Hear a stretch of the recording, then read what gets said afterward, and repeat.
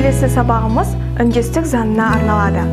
Түбір мен қосымша аралығында немесе сөз бен сөздің аралығындағы дыбыстардың бір-біріне әсер етуін біз үндестік заңы дейміз. Үндестік заңы екіге бөлінеді. Буын үндестігі және де дыбыс үндестігі. Буын үндестігі бұл дауысты дыбыстарға қатысты. Қазақ тілінде дауысты дыбыстар, яғни жуаннан кейін жуан, жіңішкеден кейін жіңішке келуі міндетті. Ал енді буын үндестігіне бағынбайтын қосымшалар бар. Оны біз жұрнақ және де жалғау болып екіге ажыратамыз. Буын үндестігіне бағынбайтын жалғауға ол көмектес септігінің жалғауы жатады.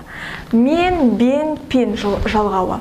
Аға мен, атам мен деген сөздерде бұл жерде буын үндестігіне бағынбай тұр. Яғни а дыбысы жуан болса, е дыбысы жіңішке болып тұр. Келесі, бізде буын үндестігіне бағынбайтын жұрнақтар өте көп. Солардың ішінде бірінші паз, әсем паз. Мына жерде қарап отырғаныңыздар, әсем паз дегенде е дыбысы жіңішке, а дыбысы жуан. Өнерпаз, бұл жерде де сондай үдеріс бар. Келесі жұрнақ бұл қор.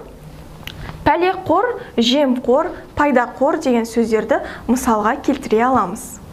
Келесі қой, сән қой, ә дыбысы жіңішке, о дыбысы жуан. Яғни буын үндестігіне бағынбай тұрған сөз. Келесі бізде нікі, дікі. Бұл жерде балам дікі. А дыбысы жуан, ә дыбысы жіңішке. Бұл жерде де сөз буын үндестігіне бағынбай тұр. Келесі кеш. Арба кеш, әзіл кеш деген сөздерді мысалға келтіре аламыз.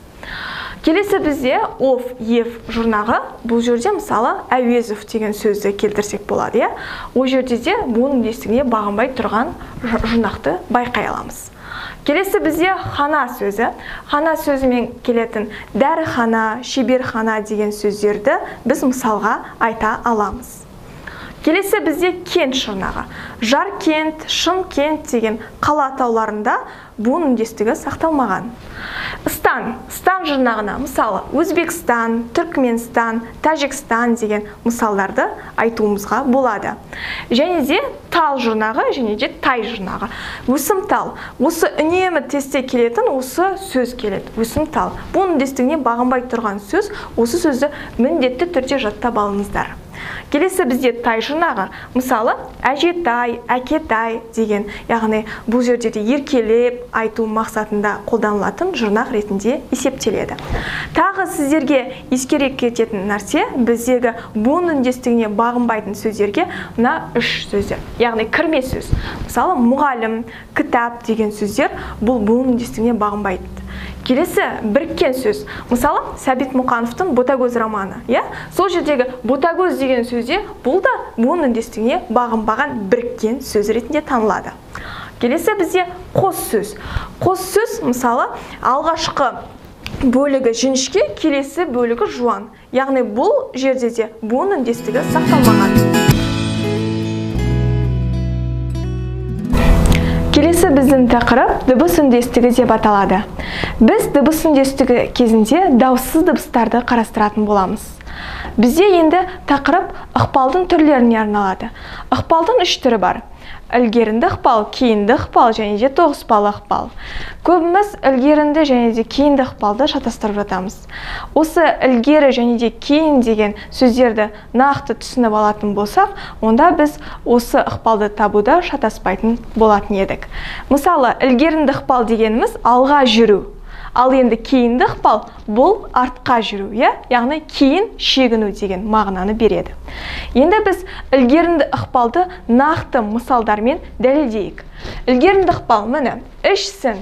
Бұл жерде алға жүру бар, ш дыбысы с дыбысына әсер етіп, бұл жерде ішшін болып айтылады. Келесі шашса. Бұл жерде ш дыбысы с дыбысына әсер етіп, ша болып айтылады. Келесі екінші жағдай, бұл жерде сөздің аралығындағы ілгерінді ықпал. Мысалы, қара қой. Бұл жерде жазылуда қара қой болса, ал айтылу кезінде қара ғой болып айтылады. Келесі, бос құнан. Бұл жерде де қ дыбысы ғ дыбысына алмасады. бозғынан. Бұл сөз аралығындағы ілгерінді ықпалға жатады. Келесі үшінші жағдай, бұл жерде Женісбек, Жүнісбек, Қамыспай деген кісі есімдерін алып отырмын.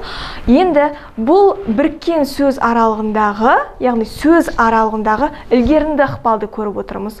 Бұл жерде с дыбысы қандай дыбысқа ауысады? П дыбысына ауысады. Яғни біз өткен сабақта өткен жұп дауыссыздардың формаларының өзгеріске түсіп отырғанын байқаймыз. Мына жерде де Жүнісбек және де Қамыспай болып айтылады. Ал енді бізде кейінді ықпал. Кейінді ықпалға мысалдар өте көп берілген. Мысалы, доп деген сөзді алып қарайық. Енді бұған дауыссыз дыбысын жалғаған уақытта П қатан дыбысы Б ұян дыбысқа алмасады. Немесе тарақ деген сөзді алып қарайық. Тарақ деген сөзде Қ дыбысына дауыссыз дыбысын жалғаған кезде Қ дыбысы Ғ дыбысына алмасты. Яғни біздегі мына дауысты дыбыстың әсерінен дауыссыз дыбыс өзгеріске түсіп отыр. Яғни кейінді ықпал жасап отыр. Келесі екінші процесте, мысалы жанпейіс деген сөзді алып қарайық.